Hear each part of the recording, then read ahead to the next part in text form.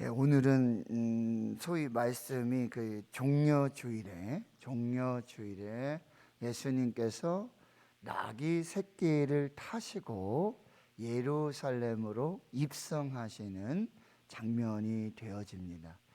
마치 로마의 이 개선 장군이요, 이제 전쟁에서 승리를 하게 되면 말을 타고 이제 승리를 기념하면서 이제 환영을 받게 되어지는 장면과 유사합니다. 그런데 예수님께서는 만왕의 왕으로서 이제 십자가를 지시기 위한 고난과 이 죽음의 구속 사역을 위한 왕의 입성입니다. 그런데 세상이 상징하는, 전쟁을 상징하는 말을 타시지 아니하시고 나귀, 그것도 새끼, 한 번도 타보지 않은, 겸손하시고 온유하시고 평화의 왕이신 예수님의 모습을 우리가 볼 수 있게 되어지는 것입니다.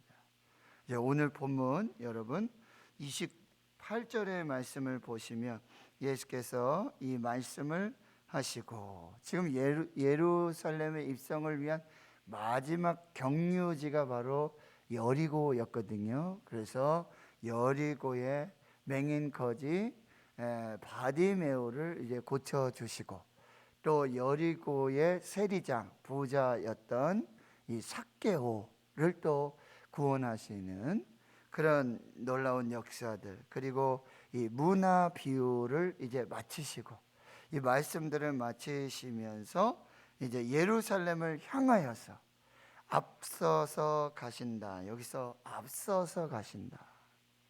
다른 복음서에 보면 아주 담대하게. 그러니까 지금 예수님은 예루살렘에 이제 십자가를 지시고 죽으시고 또 부활하시는 그런 예수님의 고난과 이 죽음의 구속 사역을 이제 마지못해 하시는 게 아니에요. 가고 싶지 않은 길인데 가는 것이 아니에요. 기꺼이, 그 다음에 앞서서 담대하게. 여러분, 앞서서, 여러분, 죽음을 내가 앞서서 그냥 담대하게 이렇게 살아가기가 쉽지 않습니다. 누구든지 죽음 앞에서는요, 후회도 있고 또 좀 주저하기도 하고요, 그런 연약함이 있는 것이 사실이에요. 그러나 예수님께서는 예루살렘을 향한 고난과 죽음의 구속사역을 앞서서 기꺼이 자원하여서 그렇게 감당하고자 하시는 그런 예수님의 모습을 볼 수 있습니다. 고난의 잔이죠. 십자가의 길이죠.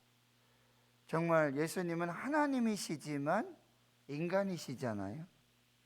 그 십자가의 고통, 저희들 손톱에 뭐 가시 하나만 들어가도 너무나 아프고 불편하고, 그런데 가시 면류관을 쓰시고 채찍에 맞으시고 온갖 이 고난과 능욕과 침뱉음을, 조롱을 받으시는 그 길, 예수님이 모르시는 게 아니잖아요. 그 고통.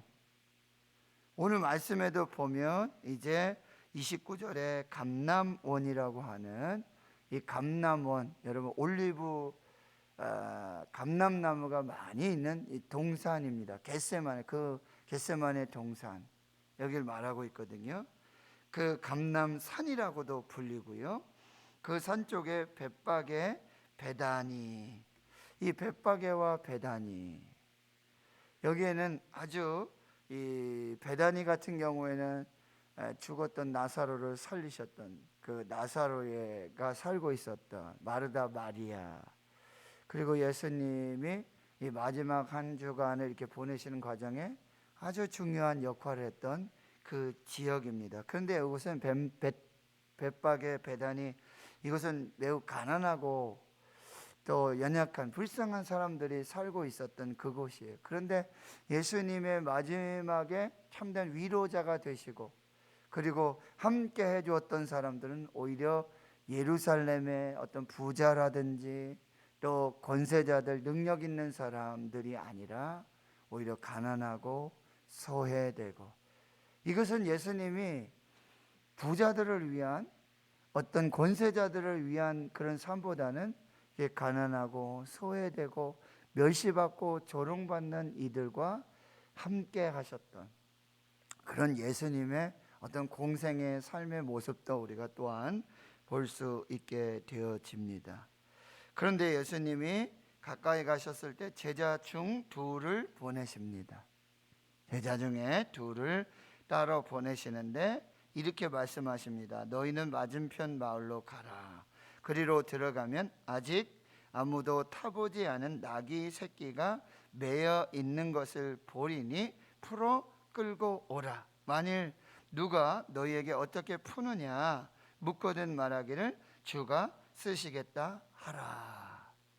여러분, 예수님께서 지금 고난과 죽음의 구속사역 예루살렘을 이 기꺼이 앞서서 자원하여서 담대하게 감당하시는 과정에 모든 필요한 것들이 있다는 거죠. 그거를 전능한 능력 그리고 주권적으로 지금 준비하고 계시는, 그래서 예수님께서는 하나님이시고 창조주이시고 주권자이심을 보여주고 있는 것입니다.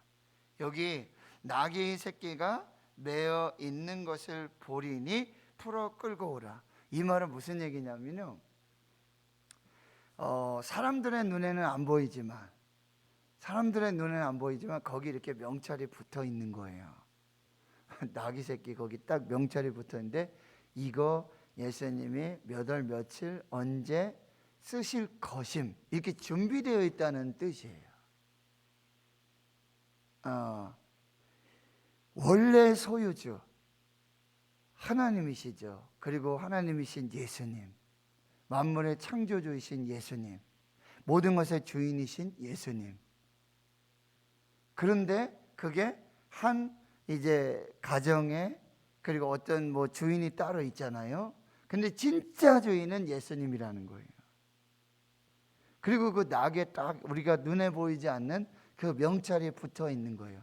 이것의 주인은 예수님, 언제 이것을 사용할 것임. 그러니 준비하고 있고, 그리고 쓸 때는 무조건 드려야 된다. 왜? 주인이 예수님이시니까. 이런 의미예요. 지금 나귀 새끼가 그렇게 매어 있는 것을 보니 그때 가서 주인이 쓰고 싶을 때 언제든지 쓸 수 있도록 준비되어져 있는 상태, 잘 준비되어져 있는 상태. 그래서 풀어다가 쓰면 된다라고 하는 거예요.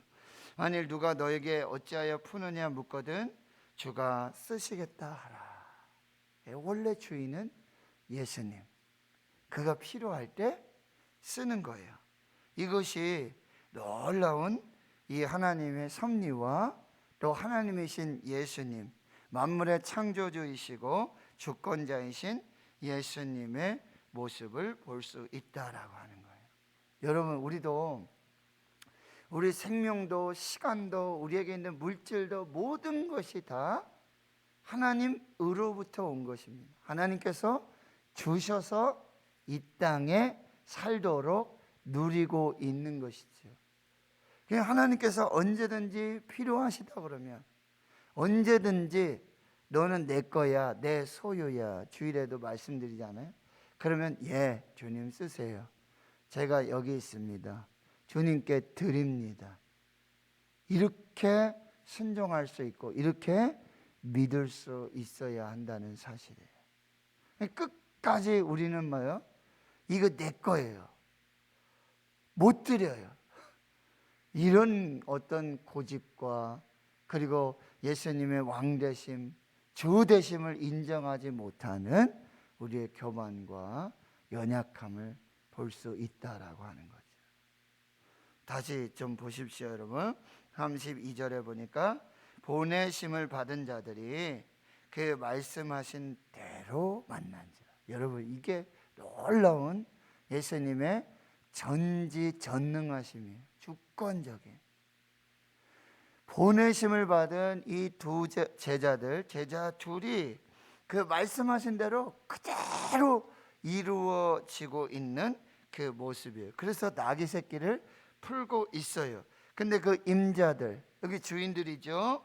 어찌하여 나귀 새끼를 푸느냐 대답하되 주께서 쓰시겠다 하니 아무 소리 하지 않고 그대로 지금 그 말씀대로 이루어지고 있다라고 하는 것입니다. 여러분, 이 지금 마태복음에 보면은 여기는 나귀 새끼라고 되어 있는데 마태복음은 나귀와 나귀 새끼, 그 어미 나귀와 그 나귀 새끼 둘을 다 가져가요. 그렇다면 지금 이 주인에게는 꼭 필요한 것들이죠. 없어서는 안 될 것들이죠. 그런데 그것을 주님이 쓰시겠다고 하니까 참 이 겸손과 순종함과 믿음의, 여기 주인의 이름은 하나도 나와 있지 않잖아요. 그런데 그 임자들이 얼마나 황당하고 얼마나 참 이게 그럴 수 있겠습니까? 오늘 갑자기 와서 만약에 뭐 지금 이거 나귀 새끼라고 한다면 당신 차 좀 내가 쓰겠습니다, 이렇게 할 수 있잖아요. 여기 나귀는 말도 뭐 소도 뭐 이런 여러 부분도 보면은 어떤 물질을 움직이고 여기 굉장히 유용한 거예요. 그런데 나귀라는 것은 이제 조금 가난한 집이죠. 가난한 가정이죠. 넉넉지 않은, 등급이 낮은 거예요.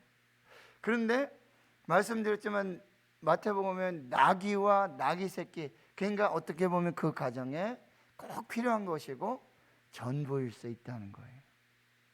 근데 어느 날 갑자기 누가 와가지고 나귀와 나귀 새끼를 다 풀어가는 거예요. 왜 풀어가느냐?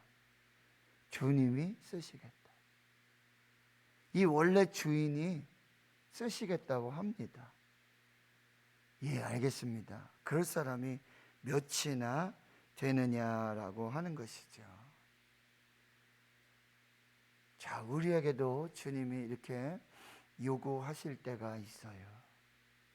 근데 우리가 꼭 기억해야 될 것은 거기에 하나님의 계획과 하나님의 섭리가 있음을 여러분 꼭 기억하시고, 아마 이 사람들 지금 예루살렘 가까이 있잖아요.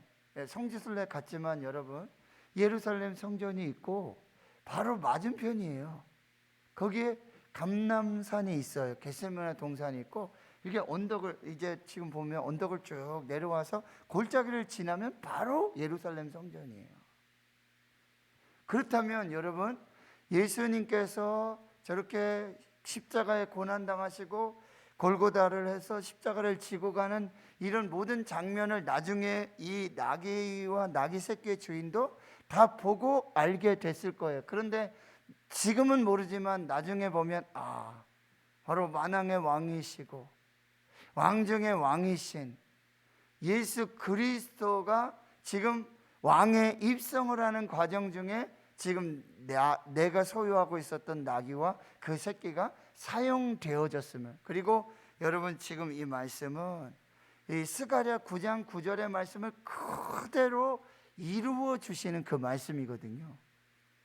그랬을 때 그때는 잘 몰랐지만 내가 주가 쓰시겠다 했을 때 그 나귀와 나귀 새끼를 정말 주님의 나라와 주의 영광을 위해서 그 십자가의 그 모든 과정 속에 꼭 있어야 되고 꼭 필요한 그런 과정 속에 이렇게 쓰임 받았다라는 것을 만약 나중에 깨닫게 됐을 때, 그걸 알게 됐을 때, 이것이 그런 의미가 있었구나. 여기 하나님의 계획과 섭리가 있었구나. 지금 나는 모르고 아무것도 모르지만 하나님이 이렇게 쓰셨구나, 이렇게 사용하셨구나. 여러분, 우리가 이것을 볼 수 있어야 한다라고 하는 것이지. 주여 여기 있습니다, 마음껏 쓰세요. 주님 여기 있습니다, 마음껏 쓰세요. 언제든지 쓰세요. 쓰고 싶으신 대로 쓰세요. 더 뭘 드릴까요? 더 뭐가 필요하세요? 우리가 다시 한번 잘 살펴볼 수 있는 그런 오늘 말씀의 묵상이 됐으면 좋겠고요. 35절에 그것을 예수께로 끌고 와서 자기들의 겉옷을 나귀 새끼 위에 걸쳐 놓고 예수를 태우니 가실 때에 그들이 자기의 겉옷을 또 길에 펴더라. 이미 감람산 이 내리막길에 가까이 오심에 제자의 온 무리가 자기들이 본 바 모든 능한 일로 인하여 기뻐하며 큰 소리로 하나님을 찬양하여 이르되 찬송하리로다. 주의 이름으로 오시는 왕이여 하늘에는 평화요 가장 높은 곳에서는 영광이로다. 왕의 입성이에요. 정말 놀라운 만왕의 왕, 만물의 창조주이시고 주권자이신 하나님의 아들 예수 그리스도의 입성이에요.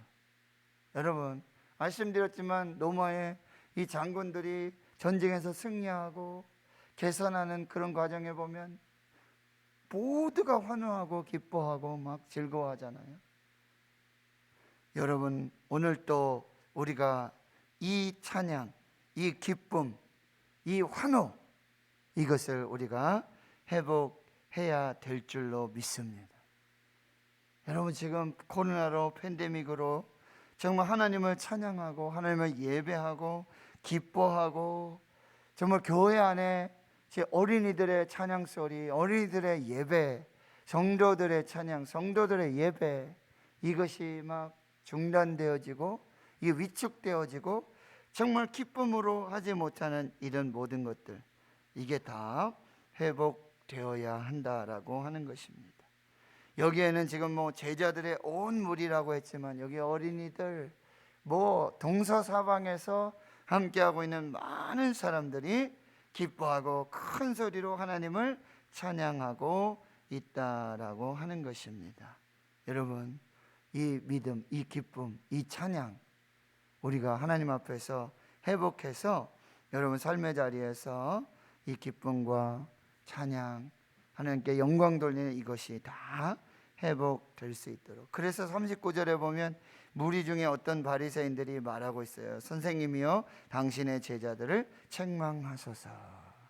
그랬더니 예수님 뭐라 그러죠? 내가 너에게 말하노니 만일 이 사람들이 침묵하면 돌들이 소리 지르리라 하시니라. 여러분 잘 보세요. 사람이 침묵하면 생명이 있다고 그러고 어떤 뭐 능력이 있다라고 하는 그런 사람들이 침묵하게 되어진다면 아무런 생명도 없는 거잖아요. 돌들 그냥 한 곳에 놓여지면 자기 스스로 움직일 수도 없고 생명도 없고 가치 없는 것들이잖아요. 그런데 우리가 찬양하지 않으면, 우리가 소리 지르지 않으면, 우리가 기뻐하지 않으면, 우리가 환호하고 우리가 춤추고 우리가 정말 하나님 앞에 영광 돌리지 않으면 그 돌들이 소리 지를 것을 말씀하고 있다라고 하는 거죠. 여러분, 우리를 창조하신 목적이 뭐라 그랬죠? 이사야 43장 21절에 이 백성은 내가 나를 위하여 지었나니 나를 찬송하게 하려 함이라. 우리를 창조하신 목적 중에 하나가 뭐예요? 하나님을 찬양하도록 우리를 창조하셨다. 오늘 여러분, 하나님을 찬양하는 것을 중단하지 마시고 하나님을 기뻐하시는 것을 중단하지 마시고 여러분, 자원에서 그 심령에서 나타나는 그 성령의 감동 속에 하나님을 찬양하는 복된 하루가 될 수 있기를 바랍니다. 사순절 내내 이 찬양이 중단되지 않도록. 그래서 여러분, 찬송을 많이 부르시고 묵상하시고 그런 역사들이 나타나야 한다는 게 다 결론입니다.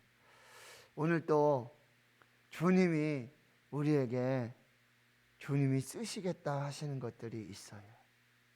꼭 물질뿐만 아니라 우리의 재능도 쓰시길 원하고, 여러분, 우리 이렇게 새벽에 기도하는 그 기도도 주님 쓰실 때가 있어요. 내가 너 기도 쓰기를 원한다. 내가 너 기도 받기를 원한다. 너 예배 나한테 좀 할 수 있겠냐?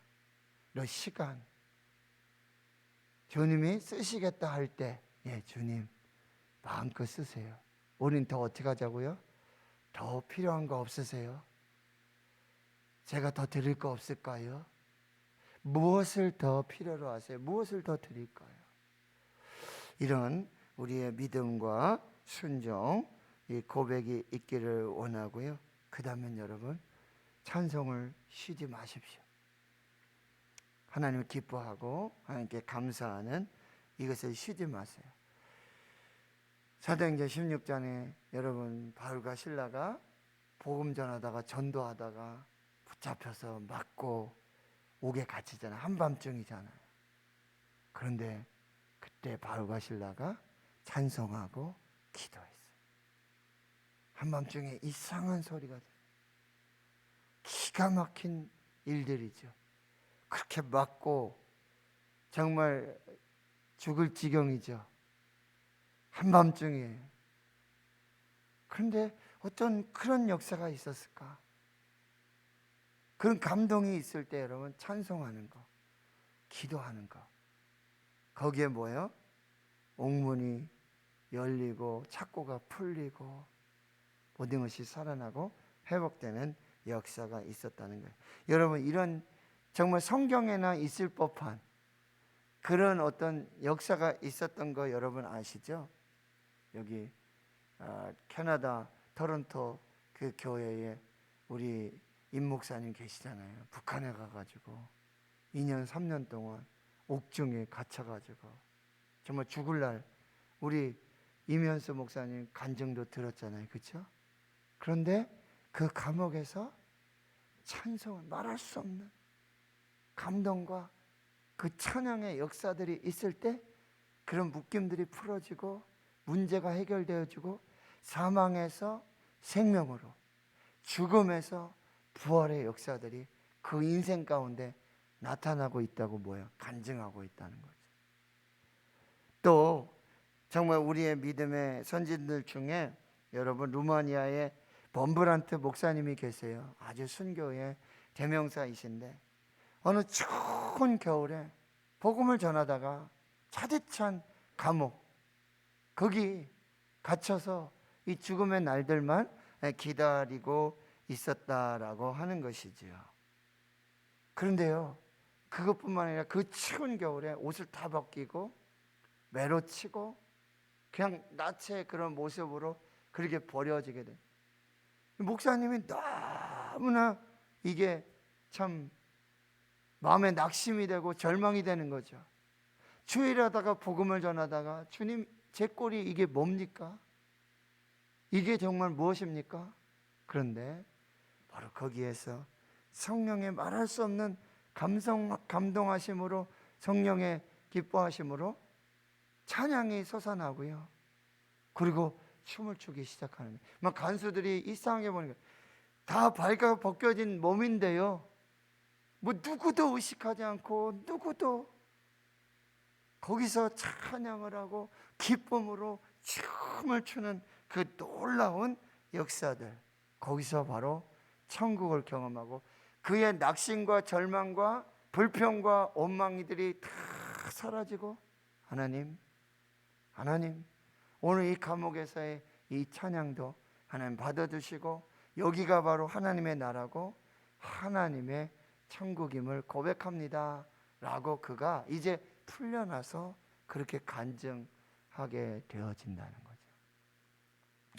성경에 또 한 사람이 있어요. 다윗입니다. 다윗이 언약궤가 이제 성으로 들어오는 그 모습을 보면서 어떻게 춤을 추죠. 옷이 벗겨져요. 그래가지고요, 그 모습들이, 그 속살들이 다 보여지는 거예요. 그거를 그의 아내 미갈이 보고 있었어요. 그리고는 막 책망을 해요. 어떻게 왕이 춤을 추시고 옷이 벗겨지고 그 살들이 보여지도록, 참 어떻게 그런 일이 일어날 수 있습니까? 그런데 다윗이 얘기하잖아요. 나는 하나님 앞에서, 여호와 앞에서 춤췄다. 그리고 이 춤은 중단되지 않을 것이다. 춤추는 예배자의 모습이죠. 거기에서 그 둘의 인생이 완전히 갈라져요. 미가는요, 죽을 때까지 독수 공방하면서 사랑받지 못한, 그러나 다윗은요, 하나님의 사랑, 하나님과 춤추는 그런 예배자의 모습을 볼 수 있었다라고 하는 것입니다. 오늘 여러분, 코로나로 또 여러 가지 상황 속에 기도조차 할 수 없고 정말 찬송조차 할 수 없는 그런 상황일 수 있어요. 불평이 먼저고, 원망이 먼저고, 낙심이 먼저고, 절망이 먼저일 수 있어요. 그러나 오늘 한번 선택을 하십시오. 내가 소리 지르지 않으면, 내가 찬양하지 않으면, 내가 예배하지 않으면, 내가 감사하지 않으면, 오늘 여러분 지나다닐 때 저 나뭇잎들이 춤추면서 하나님을 찬양할 것이고, 꽃들이 춤추면서 하나님 찬양할 것이고, 그 찬양에 저와 여러분이 동참하시고 먼저 오늘 찬양할 때 하늘 문이 열리고, 기도의 문이 열리고, 묶임이 풀어지고, 감옥이 열리고, 질병 속에서 치유와 회복의 역사가 나타나게 될 줄 믿습니다. 오늘 이 믿음으로 하나님 앞에 또 승리하시는 여러분들 될 수 있기를 주의 이름으로 축원합니다. 하나님 감사합니다. 오늘 하나님께 무엇을 드릴까? 하나님이 무엇을 쓰실까? 내게 있는 거 다 하나님의 것인데, 내게 맡겨주신 것인데, 나는 청지기로 사는 것인데, 주님 뭐가 더 필요하세요? 뭘 더 드릴까요? 제게 있는 것 중에 다 주님의 것인데 무엇을 드릴까요?